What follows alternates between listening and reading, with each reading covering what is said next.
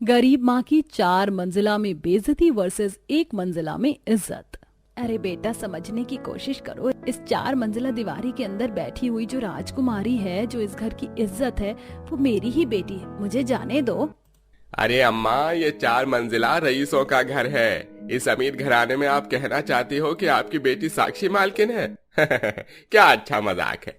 अरे बेटा, तुम्हारा दिमाग मोटा है क्या?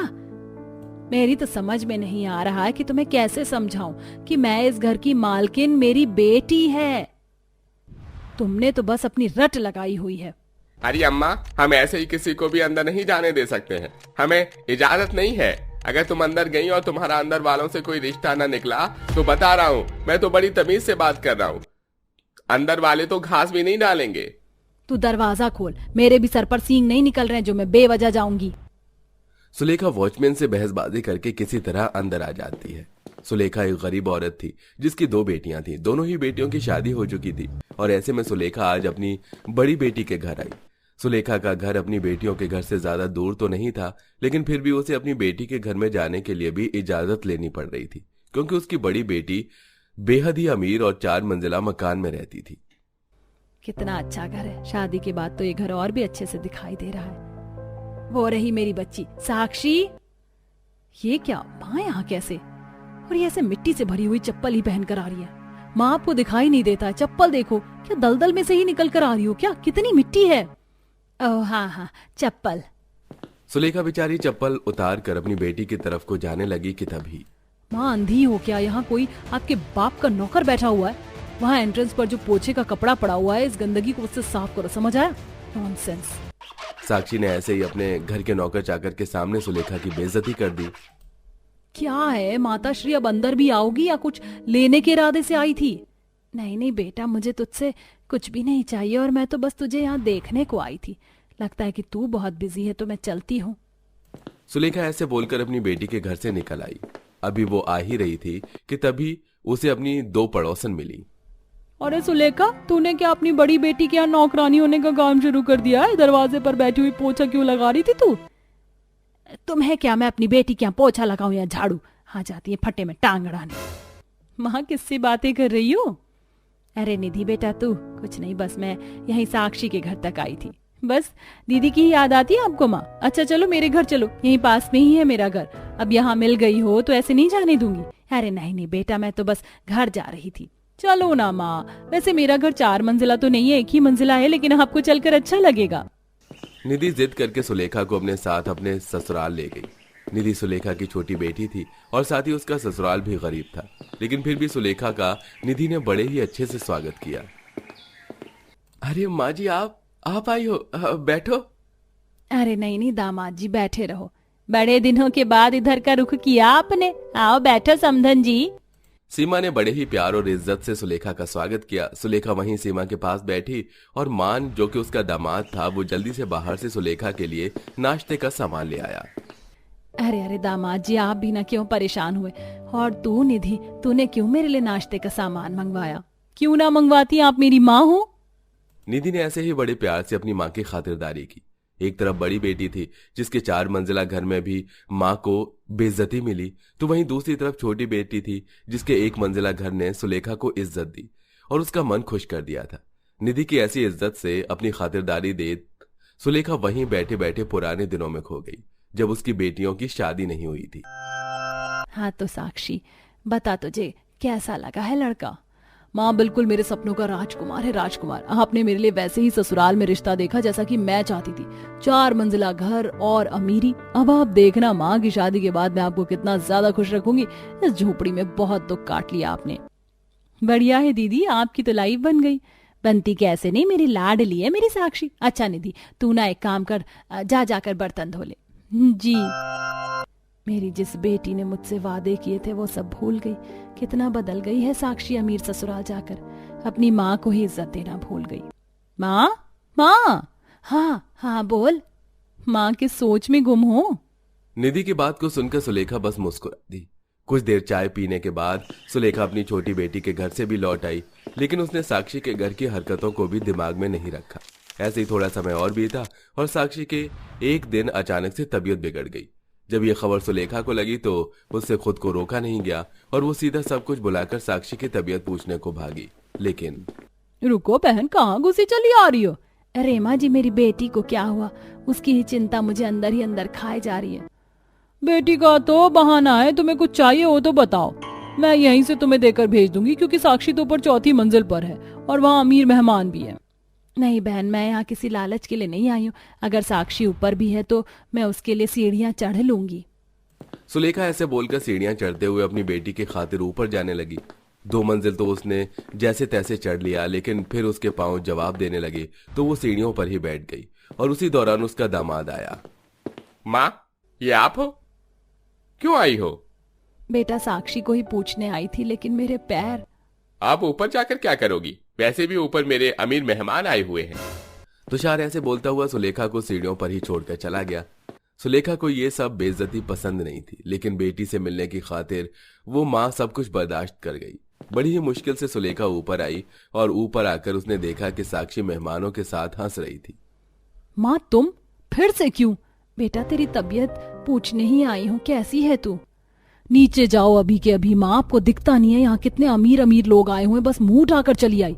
क्यों हर किसी के सामने मेरी बेइज्जती करवाती हो?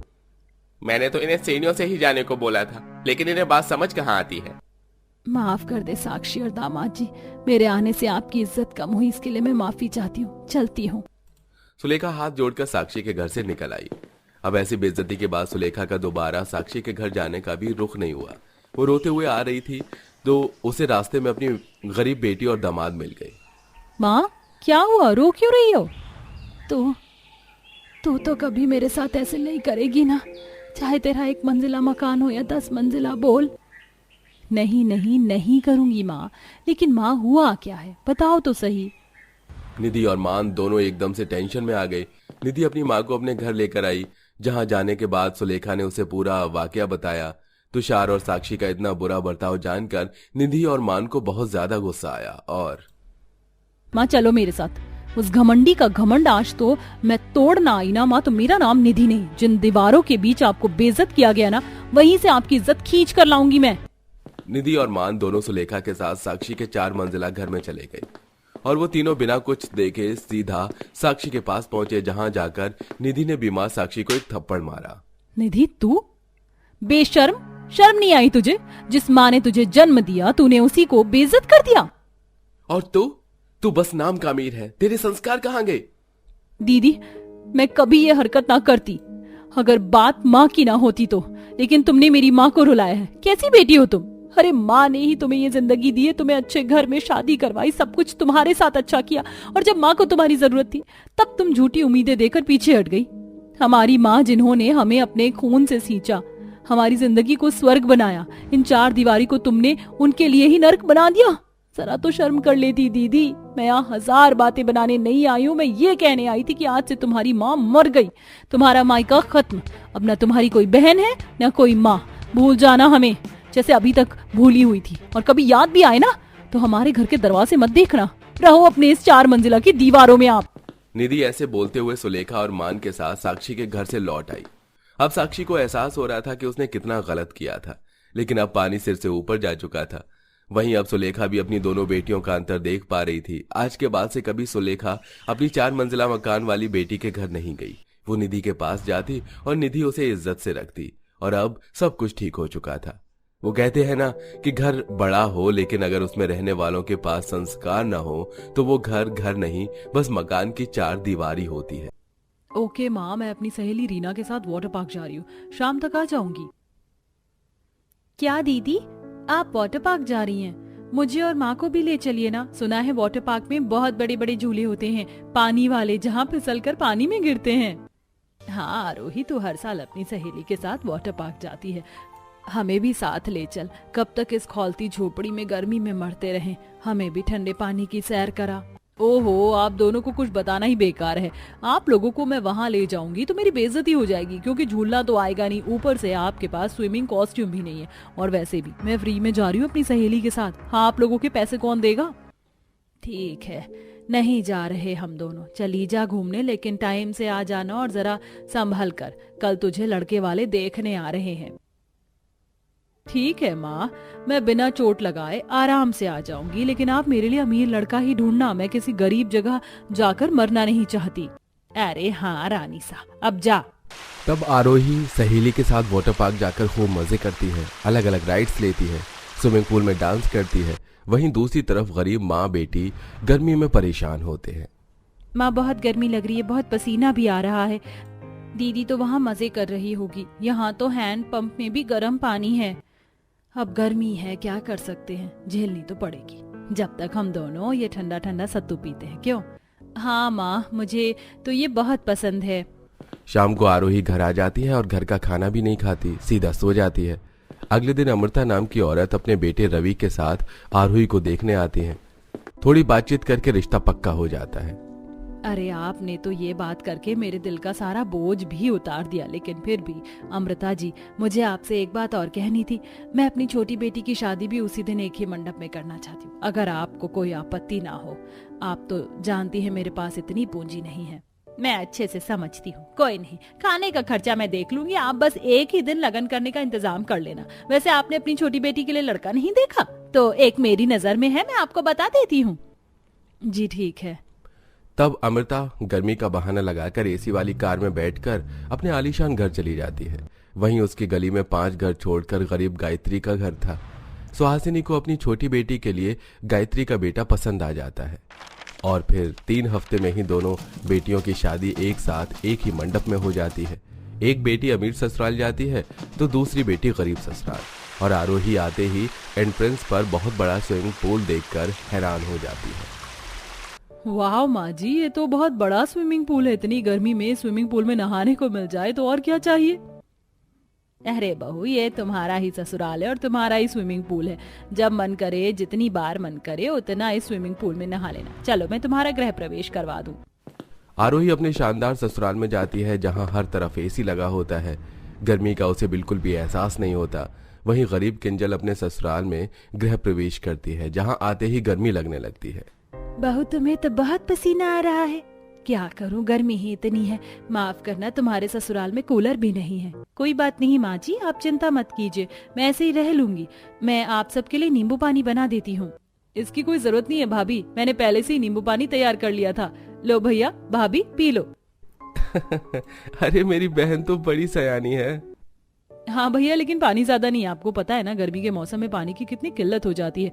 2 दिन से टैंकर भी नहीं आया। कोई बात नहीं, हमारी पड़ोसन अच्छी है, उनसे 2 कैन भरवा लेते हैं। तब राजकुमार साथ वाली पड़ोसन से 2 कैन और बाल्टी भरवा लेता है, जिससे उनका खाने पीने और नहाने का जुगाड़ हो जाता है।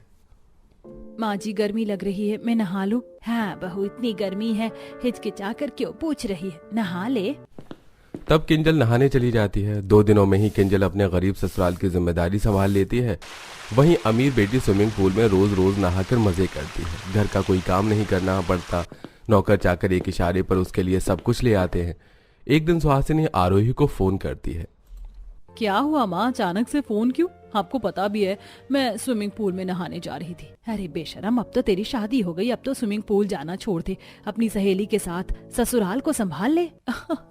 ओ माय गॉड माँ, मैं आपको एक चीज तो बताना भूल ही गई। मैं इतने अच्छे अमीर ससुराल में आई हूँ कि मुझे यहीं पर बहुत बड़ा स्विमिंग पूल मिल गया है। मैं तो रोज यहीं नहाती हूँ, वो भी बहुत बार। अब मुझे अपनी सहेली के पास जाने की जरूरत नहीं है। आप आना मेरे ससुराल तो देखना मेरे स्विमिंग पूल को। हैं सच में, तेरे तो सही मजे हैं, ससुराल में ही बहुत बड़ा स्विमिंग पूल मिल गया। मैं जरूर आऊंगी आरोही, तू मुझे भी स्विमिंग पूल में नहलाएगी। वैसे भी 1 महीने से मैं तुझसे मिली नहीं हूँ। हाँ हाँ, आ जाना, अब मुझे स्विमिंग पूल में नहाने जाने दो। माँ जी, रवि जी, आ जाओ आप दोनों भी। हाँ हाँ बहू। तब दोनों बड़े से स्पीकर में गाना बजाकर स्विमिंग पूल में खाने की ट्रॉली रखकर खूब मजे करते हैं। गली में इतने शोर की आवाज सुनकर गरीब बेटी और उसके ससुराल वाले गेट से उन्हें झांक कर देखते हैं। अरे वाह माँ जी, दीदी के तो मजे हैं, उन्हें बहुत अच्छा ससुराल मिला है स्विमिंग पूल वाला। हाँ बेटा, ये लोग तो आए दिन ऐसे स्विमिंग पूल में मजे करते हैं। किंजल, तुम कभी स्विमिंग पूल और वाटर पार्क नहीं गई ना? तुम्हारा भी जाने का मन है ना? देखना, एक दिन मैं भी पैसे इकट्ठे करके तुम्हें राधिका और माँ को ले जाऊंगा। ठीक है राजकुमार जी। ओ किंजल, तुमको जेलसी हो रही होगी ना, मेरे ससुराल में स्विमिंग पूल है और तुम्हारे नहीं। कोई बात नहीं, कभी तुम लोगों पर पैसे हो जाए तो एक स्विमिंग पूल बनवा लेना, वरना मुझसे पैसे लेकर वाटर पार्क चले जाना। आरोही छोटी बहन और उसके ससुराल वालों को देख लेती है। शर्मिंदगी से वो सब वहां से अपने घर चले जाते हैं। अगले दिन सुहासिनी बहुत अरमान लेकर अपनी बड़ी बेटी के घर आती है, मगर उसके मिट्टी के पांव देख। माँ, तुम पहली बार मेरे ससुराल आई हो, वो भी इतनी गंदी साड़ी में। मेरी इज्जत रखने के लिए थोड़ा अच्छी बनकर आ जाती। वैसे स्विमिंग पूल में नहाना चाहती हो और पाँव पर भी मिट्टी लगी है। जाओ बाहर से धोकर आओ, तब घर में आना। ठीक है बेटा। सुहासिनी स्विमिंग पूल में अपने पैर डालने जा रही थी कि आरोही जोर से अपनी माँ पर चिल्लाती है। माँ, तुम पागल हो क्या जो स्विमिंग पूल को गंदा करने जा रही थी? कोई तालाब नहीं है। मैंने पाइप से पैर धोने के लिए बोला था। अब जल्दी मेरे साथ काम करवा दो, तभी नहाने दूंगी स्विमिंग पूल में। हाँ, तू बोल क्या काम है, मैं तेरा सारा काम करवा देती हूँ। आरोही नौकर के न होने का और अपनी माँ का फायदा उठाकर उससे ससुराल में झाड़ू पोछा करवाती है, अपने साथ खाना बनवाती है और खुद पति के साथ स्विमिंग पूल में नहाने चली जाती है। आरोही, तूने जैसे बोला था मैंने वैसा सैंडविच बना दिया, अब मैं आ जाऊं नहाने? आरोही, ये मैं क्या सुन रही हूँ? ये इतनी गंदी है, ऐसे कपड़ों में स्विमिंग पूल में आएगी तो स्विमिंग पूल का सारा पानी गंदा हो जाएगा और उनके पास से पसीने की बदबू आ रही। तुझे ऐसा ही करना था तो हमें क्यों बुलाया? अरे माँ जी, आपको गलतफहमी हुई है।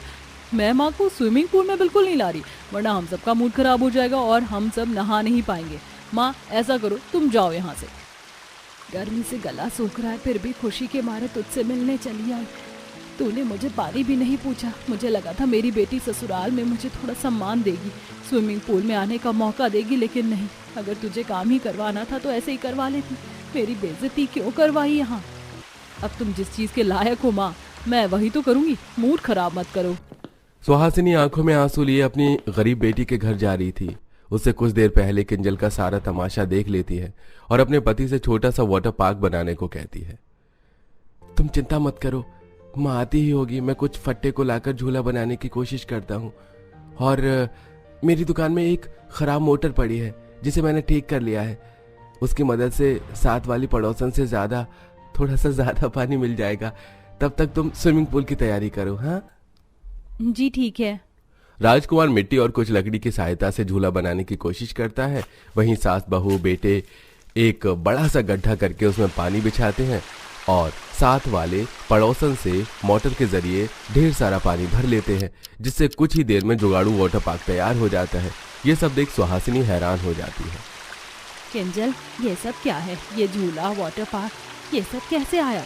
ये सब माँ मैंने आपके लिए तैयार किया है। मैंने आपको दीदी से बात करते हुए सुन लिया था। उन्होंने आपकी बेइज्जती करके अच्छा नहीं किया। वैसे भी उन्होंने जिंदगी में आपको खुश करने के लिए कभी कुछ नहीं किया, लेकिन आज मैंने अपनी माँ के लिए छोटा सा जुगाड़ वाटर पार्क कर दिया। आइए ना माँ, नहाते हैं। और ये आपके दामाद जी ने भी बनाया है। सच? शुक्रिया दामाद जी। आइए समधन जी, मजा करते हैं। तब घर के सभी लोग वाटर पार्क का मजा लेते हैं। झूला झूल कर पानी में गिरते हैं, पाइप वाले फव्वारे के नीचे नहाते हैं तो जुगाड़ू स्विमिंग पूल में डुबकी लगाते हैं। स्विमिंग पूल में अपनी माँ को खुश देखकर किंजल का दिल गदगद हो जाता है। मेरी माँ के वाटर पार्क के भी मजे और स्विमिंग पूल के भी मजे हो गए। अरे माँ, आपकी आंखों में आंसू क्यों? अभी तो आप इतना खुश थी। किंजल, मैं रोना नहीं चाहती, लेकिन वो पल मुझे याद आ रहा है कि कैसे मेरी बड़ी बेटी ने अपने ससुराल में बुलाकर मेरी बेइज्जती की, जिसके लिए मैंने सब कुछ सोचा। और एक तू है जिसके पास कुछ भी नहीं। उसने मेरे लिए अपने ससुराल में ही वाटर पार्क और स्विमिंग पूल बना दिया। पत्थर ना सही, मिट्टी का ही सही। तेरे जैसी बेटी भगवान हर माँ को दे जो अपनी माँ के लिए इतना सोचती है। माँ जी, अब आप इतना रोएंगी तो स्विमिंग पूल समुद्र बन जाएगा। अच्छा, नहीं रोती। इस तरह वो सब खुशी खुशी वाटर पार्क में नहाकर उसमें ठंडे ठंडे फल खाकर गर्मी का मजा लेते हैं।